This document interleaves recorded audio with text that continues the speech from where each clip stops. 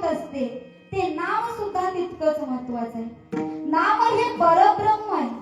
ज्ञानेश्वरीमध्ये सुंदर अशी ओवी आहे, नाम जप यज्ञ तो परम, बाधो न शके स्नानादि कर्म, नामे पावन धर्मा धर्म, नाम परब्रह्म वेदार्थे.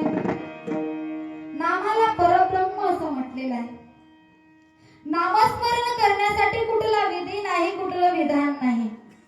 तुम्ही शुद्ध असा, तुम्ही अशुद्ध असा, तुम्ही स्नान केलेले असा अथवा नसा, पण नामाला बंधन नाही.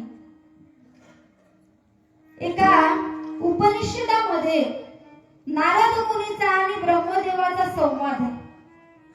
नारद मुनी ब्रह्मदेवाला प्रश्न करतात, म्हणतात आता कलियुगाची सुरुवात होत आहे, मग या कलियुगामधल्या मनुष्यांना या भवसागरातून तारून नेण्यासाठी काही उपाय आहे का, काही सोपं साधन आहे का? नामस्मरणम पर